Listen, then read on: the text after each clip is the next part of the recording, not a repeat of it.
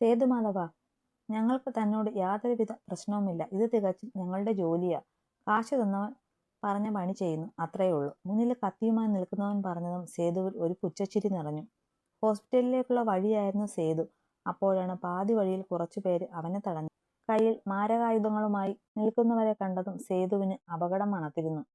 ചാവാതെ ആജീവനാന്ത കാലത്തോളം ജീവിക്കാമെന്ന് ഞാൻ ആർക്കും വാക്കൊന്നും കൊടുത്തിട്ടില്ല ചെറുക്കാ. പക്ഷേ ഇപ്പൊ തന്നെ അങ്ങ് കെട്ടിയെടുക്കാൻ എനിക്ക് കുറച്ചു മടിയുണ്ട്. ഇവിടെ ചെയ്തു തീർക്കാൻ ഇനിയും കാര്യങ്ങൾ ബാക്കിയാ സേതുവിന്. അതുകൊണ്ട് പേന കത്തിയൊക്കെ എടുത്തോണ്ട് സമയം കളയാതെ പിള്ളേര് പോവാൻ നോക്ക്. മുന്നിൽ തടസ്സമായി നിൽക്കുന്നവനോട് ചിരിയോടെ പറഞ്ഞു സേതു. തിരികെ തന്റെ കാറിൽ കയറാൻ തുടങ്ങിയതും അവൻ കാറിന്റെ ഡോർ ചവിട്ടിയടച്ചു.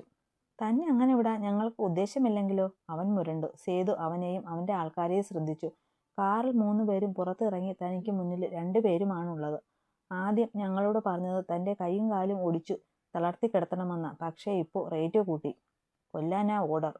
അപ്പോൾ അതങ്ങ് തീർത്തു കൊടുക്കാമെന്ന് ഞങ്ങളും ഉറപ്പിച്ചു. പറഞ്ഞുകൊണ്ട് അവൻ സേതുവിന് നേരെ കയ്യിലെ കത്തി വീശി. എന്നാൽ സേതു പിന്നിലേക്ക് മാറിക്കളഞ്ഞു. അപ്പോഴേക്കും കൂടെ ഉള്ളവൻ കയ്യിലെ വടി കൊണ്ട് സേതുവിന്റെ പുറത്തിനിട്ടടിച്ചു. കിട്ടിയ അടിയിൽ സേതു ഒന്ന് ഏങ്ങിയെങ്കിലും അടുത്ത നിമിഷം തന്നെ അടിച്ചവനെ നെഞ്ചത്ത് ആഞ്ഞു ചവിട്ടി സേതു. കത്തിയുമായി നിൽക്കുന്നവനെയും തന്റെ കൈക്കരുത്തിൽ എടുത്തിട്ട് പൊട്ടിക്കാൻ തുടങ്ങി. ഇത് കണ്ടുകൊണ്ട് കാറിൽ നിന്ന് ഇറങ്ങാതെ ഇരുന്നവർക്ക് അത്ഭുതമായി. സേതു എന്ന മധ്യവയസ്കനായതുകൊണ്ടാണ് 2 പേര് മാത്രം വെളിയിൽ ഇറങ്ങിയത്. കാര്യം പെട്ടെന്ന് തീരുമെന്ന് ഓർത്തു. എന്നാൽ അയാളുടെ കൈക്കരുത്ത് കണ്ടവർ അമ്പരന്നു പോയി. അവർ മൂവരും കാറിൽ നിന്നിറങ്ങി. അപ്പോൾ തനിക്ക് നേരെ വന്ന ഒരുവന്റെ കഴുത്തിന് വട്ടം പിടിച്ചു നിൽക്കുവാണ് സേതു. സേതുവിന്റെ കയ്യിൽ കിടന്ന് അവൻ പിടഞ്ഞു. എന്നാൽ പെട്ടെന്ന് പിന്നിൽ നിന്ന് ഏറ്റ പ്രഹരത്തിൽ കൈകളുടെ പിടിവിട്ട് റോഡിലേക്ക് കോരിച്ചൊരിയുന്ന ആ മഴവെള്ളത്തിലേക്ക് സേതു വീണു.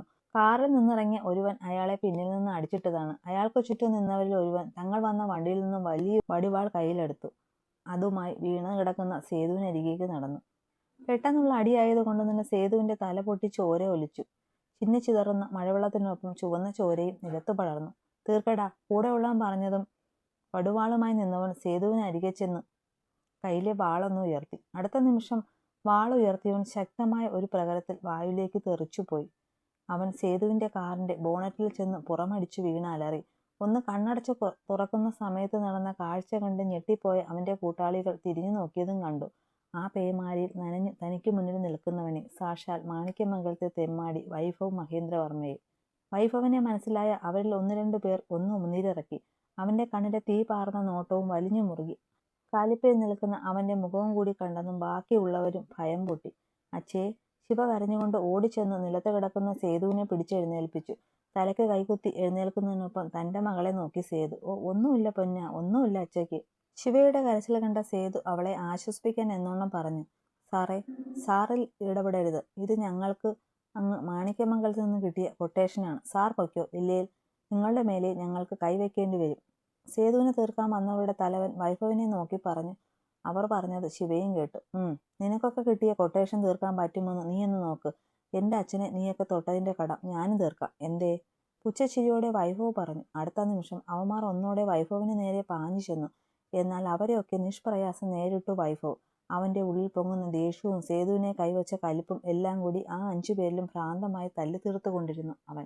ഇതേ സമയം സൗദാമിനി കാറിലായിരുന്നു. സൗദാമിനിയും മാമികയും പിന്നെ അപ്പുവും. സൗദാമിനിയും മാമികയും വീട്ടിൽ തനിയായതുകൊണ്ട് അപ്പുവിനെ വീട്ടിൽ കൊണ്ട് വിടാൻ വന്നതാണ് സേതു. അപ്പോഴാണ് വീടിന് വെളിയിലേക്ക് ഇറങ്ങി ഓടുന്ന അപ്പമ്മയെ അവർ കണ്ടത്. സ്ഥലകാല ബോധമില്ലാതെ കരഞ്ഞു നിലവിളിക്കുന്ന അപ്പമ്മയെ കാണാൻ ഇരുവരും പേടിച്ചുപോയി.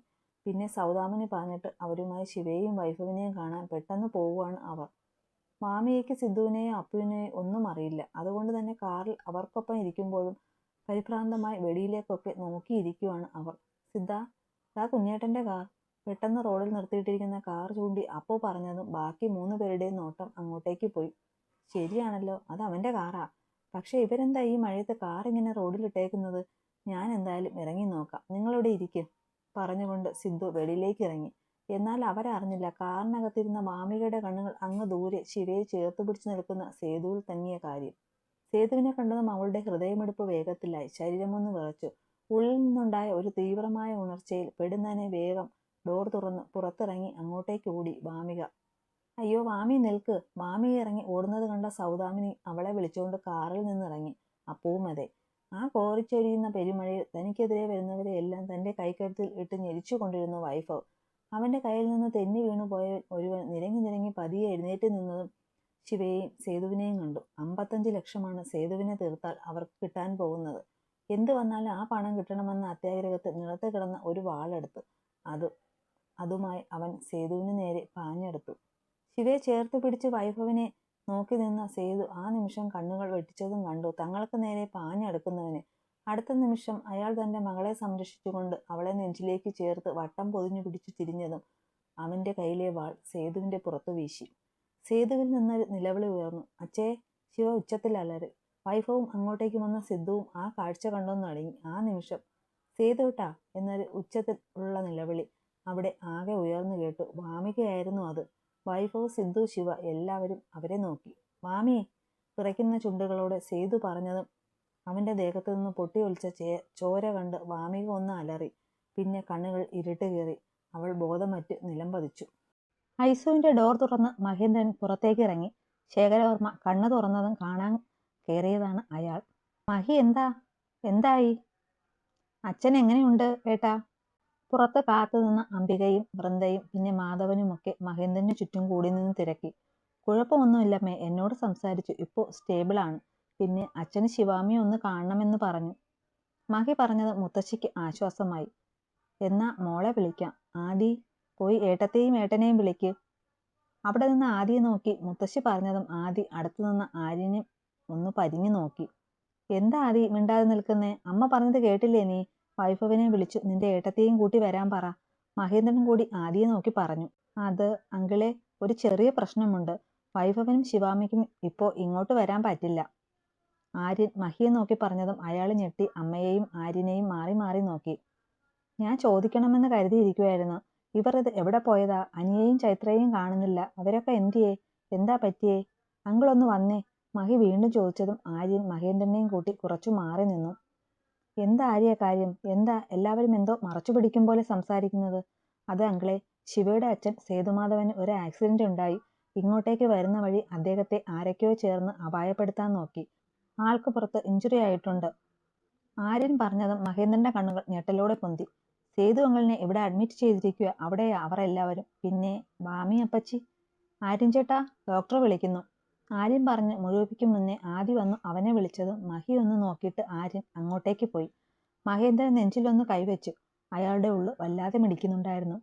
നെറ്റിയിൽ വിയർപ്പ് പൊടിയാൻ തുടങ്ങിയതും തിരിഞ്ഞൊന്ന് നോക്കി തന്നെ ആരെങ്കിലും ശ്രദ്ധിക്കുന്നുണ്ടോ എന്ന് നോക്കിയിട്ട് പോക്കറ്റിൽ നിന്ന് ഫോൺ എടുത്തു കുറച്ചു മാറിപ്പോയി. എന്നാൽ അങ്ങ് മാറി നിന്ന മാധവന്റെ കണ്ണുകൾ മഹിയെ ഒപ്പിയെടുക്കുന്നുണ്ടായിരുന്നു. ഓപ്പറേഷൻ തിയേറ്ററിന്റെ മുന്നിലിട്ടിരിക്കുന്ന ചെയറിൽ ഇരിക്കുന്നവളിൽ ഒരു ചലനം പോലും ഉണ്ടായിരുന്നില്ല. ചുവന്നു നിറഞ്ഞ കണ്ണുകളിൽ നിന്നും കവിൾ തൊട്ട് താഴേക്ക് ചലിക്കുന്ന കണ്ണുനീർ തുള്ളികളല്ലാതെ. ശിവയുടെ കയ്യിൽ പിടിച്ച് അപ്പു അടുത്തിരിക്കുന്നുണ്ട്. എന്നാൽ അടുത്തിരിക്കുന്ന അവളെയോ തനിക്ക് ചുറ്റും നിൽക്കുന്ന ആരെയോ ഒന്നിനെയും അവൾ നോക്കുന്നില്ലായിരുന്നു. കലങ്ങിമറിഞ്ഞൊഴുകുന്ന പുഴ പോലെ അവളുടെ മനസ്സ് കലുഷിതമായിരുന്നു. വാമികയ്ക്ക് ബോധം വന്നിട്ടില്ല. ഒബ്സർവേഷൻ റൂമിലാണ്. ചൈത്രയും സൗദാമിനിയും ഉണ്ട് അവിടെ കൂട്ടിന്. അവിടെ കുറച്ചു മാറി ഒരു ജനലിനടുത്ത് നിൽക്കുമ്പോഴാണ് വൈഭവും അനിയും സിന്ധുവും. വിച്ചു, നീ ഇങ്ങനെ ഡൗൺ ആകല്ലേ. അവൾക്കരികിലേക്ക് ചെല്ല്. നിന്നെ അല്ലേ ഇപ്പോ അവൾക്ക് വേണ്ടത്. നിന്റെ ചേർത്ത് പിടിക്കല്ല അവൾക്കിപ്പോ ആവശ്യം. കൈമുട്ട് രണ്ടും ജനലരികിൽ കുത്തി തലയ്ക്ക് കൈ കൊടുത്ത് കുനിഞ്ഞു നിൽക്കുന്നവനെ നോക്കി അനി പറഞ്ഞു. എന്നാൽ വൈഭവ് അനങ്ങിയില്ല. അവൻ കണ്ണുകൾ കൊണ്ട് മാത്രം അവളെ ഒന്ന് നോക്കി. ശില പോലെ ഇരിക്കുന്ന തന്റെ പെണ്ണിനെ കണ്ടു. അവൾക്കടുത്തേക്ക് പോകാൻ പോലും അവനിൽ ഒരു തടസ്സം വന്നു. ആദ്യമായി അവൾക്ക് മുന്നിൽ നിൽക്കാൻ മടി, വയ്യ, ഭയം പോലെ. അവളെ തനിക്ക് നഷ്ടമാകുമോ എന്ന ഭയം. ആദ്യമായി വൈഭവവർമ്മയുടെ ഉള്ളു ഭയം കൊണ്ട് മൂടി. പ്രാണനായവൾ തന്നിൽ നിന്ന് അകലുമോ എന്നത് അവനെ അലട്ടി. നീ പോ വിച്ചു. ഞങ്ങൾക്കാർക്കും അറിയാത്ത നിന്നിലെ ഒരു വശത്തെ അറിഞ്ഞവളാ ആ പെണ്ണ്. അവൾക്ക് നിന്നെ മനസ്സിലാവും. നീ പോടാ. സിദ്ധു കൂടെ പറഞ്ഞതും അവനൊന്ന് നേരെ നിന്നു. കലങ്ങിയ കണ്ണുകളെ വാശിയോടെ തൂത്ത് അവൾക്കരികിലേക്ക് നടന്നു. വൈഭവ് വരുന്നത് കണ്ടതും അപ്പു ശിവയെ വിട്ട് എഴുന്നേറ്റു. എന്നിട്ട് അനിയൊക്കെ നിൽക്കുന്നിടത്തേക്ക് പോയി. വൈഭവ് ചെന്ന് ശിവയ്ക്ക് അരികിലിരുന്നു. അവന്റെ സാമീപ്യം അറിഞ്ഞവൾ ഒരു വേള തന്റെ മിഴികളെ ഒന്ന് അടച്ചു തുറന്നു. അപ്പോഴേക്കും അവളുടെ വലത് കൈ തന്റെ ഇരു കൈക്കുള്ളിലാക്കിയിരുന്നു അവൻ, വിട്ടുകൊടുക്കില്ലെന്ന പോലെ. ഡോക്ടറെ. ഒട്ടൊരു നിമിഷത്തിന് ശേഷം അവൾ വിളിച്ചതും അവൻ ആ പെണ്ണിന്റെ മുഖത്തേക്ക് നോക്കി. അപ്പോഴും അവളുടെ കണ്ണുകൾ അടഞ്ഞു കിടക്കുന്ന ഓപ്പറേഷൻ തിയേറ്ററിന്റെ ഡോറിലേക്കാണ്. ആമി. പതിയെ കാറ്റുപോലൊരു ശബ്ദത്തിൽ അവൻ വിളിച്ചു പെണ്ണിനെ. അപ്പമ്മയ്ക്ക് ജനിച്ച കുഞ്ഞ് അത് ജീവനോടെ ഉണ്ടോ? ഇടർച്ചയെങ്കിലും ഉറപ്പുള്ള ശബ്ദത്തിൽ അവൾ ചോദിച്ചതും വൈഭവ് തന്റെ മിഴികളെ ആഞ്ഞടിച്ചു. എനിക്കറിയാവുന്ന സേതുമാധവന് ഭാര്യയില്ല. പഠിക്കാൻ പോയ ആൾ തിരികെ വന്നത് ഒരു കൈക്കുഞ്ഞുമായാണ്. അത് ഞാനാ. എൻ്റെ അമ്മയെ ആരാന്ന് എനിക്കറിയില്ല. ചോദിച്ചിട്ടില്ല ഞാൻ. എൻ്റെ അച്ഛനോടത്. അതിനൊരവസരം തരാത്ത ഒരച്ഛൻ്റെയും അമ്മയുടെയും സ്നേഹം എനിക്ക് കിട്ടിയിട്ടുണ്ട്. പക്ഷേ ഒരമ്മ എന്നത് ഞാൻ അറിഞ്ഞത് അപ്പമ്മയിൽ നിന്നാ. ആ അമ്മയെ കണ്ട നിമിഷം മുതൽ എൻ്റെ ഉള്ളിലെ മൊഴി ഞാൻ അറിയാതെ കേട്ടതാ അമ്മ എന്ന്. ആരോ ഉള്ളിലിരുന്ന് പറഞ്ഞു പഠിപ്പിക്കും പോലെ. കണ്ട നാൾ തൊട്ട് ഒരു മൊഴി പോലും ഉരുവിടാത്ത ആ പാവം അമ്മയുടെ നാവിൽ നിന്ന് ഇന്ന് ഞാൻ കേട്ടത് എൻ്റെ അച്ഛനെയാണ്. അതിൻ്റെ അർത്ഥം എന്താ ഡോക്ടറെ? ആ അമ്മ എൻ്റെ അച്ഛൻ ആരാ? വൈഭവിൻ്റെ മുഖത്തേക്ക് മിഴികൾ പായിച്ചു ആ പെണ്ണ് ചോദിച്ചതും വൈഭവിന് ഒരു ഉത്തരമില്ലാതെ ഇരുന്നു. ഒന്നുമില്ലാത്ത സേതുമാധവൻ മാണിക്യമംഗലത്തുകാരോട് പകവീട്ടാൻ പോയത് എന്തിനാ? വാമിക അമ്മയ്ക്ക് വേണ്ടിയാണോ? അതിനാണോ നിങ്ങൾ എൻ്റെ അച്ഛനെ കൊല്ലാൻ നോക്കിയത്? പറ. വാക്കിലും നോക്കിലും മൂർച്ചയോടെ അവൾ ചോദിച്ചു. ഒരു നിമിഷം വൈഭവ് ഒരു ദീർഘനിശ്വാസം എടുത്തു. എന്നിട്ട് പറഞ്ഞു തുടങ്ങി. നിന്റെ ചോദ്യങ്ങൾക്ക് ഉത്തരം തരാൻ ഏറ്റവും യോഗ്യനായ ആൾ അകത്തുണ്ടാമി, നിന്റെ അച്ഛൻ. ആ മനുഷ്യരിൽ നിന്ന് വേണം നീ എല്ലാം അറിയാം. അവൻ പറഞ്ഞു നിർത്തിയതും ശിവയുടെ മുഖത്ത് വേദന തിങ്ങിയ ഒരു ചിരി പൊട്ടി. അപ്പോ എന്റെ ചോദ്യങ്ങൾക്കുള്ള ഉത്തരം ഉണ്ണിയേട്ടനെ അറിയാം അല്ലേ?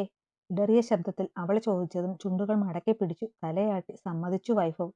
അടുത്ത നിമിഷം അവൻ കൂട്ടിപ്പിടിച്ച ശിവയുടെ കൈകൾ അവനിൽ നിന്ന് വേർപെട്ടു.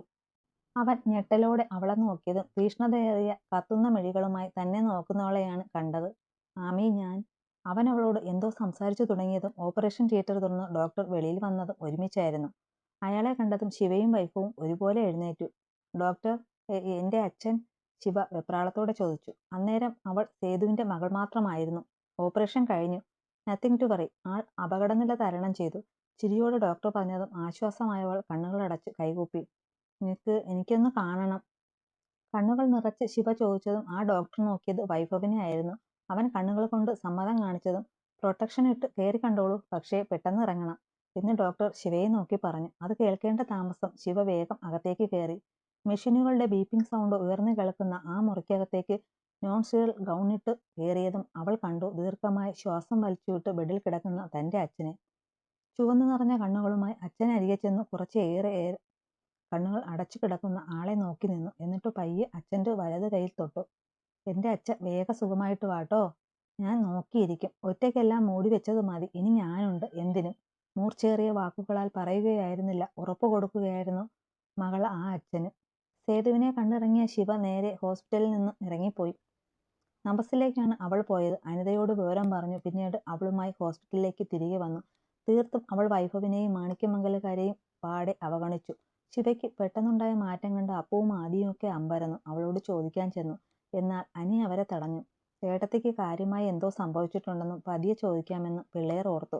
പക്ഷേ അവളുടെ അവഗണന അവരെ വല്ലാതെ വേദനിപ്പിക്കുന്നുണ്ടായിരുന്നു, വൈഭവിനെയും.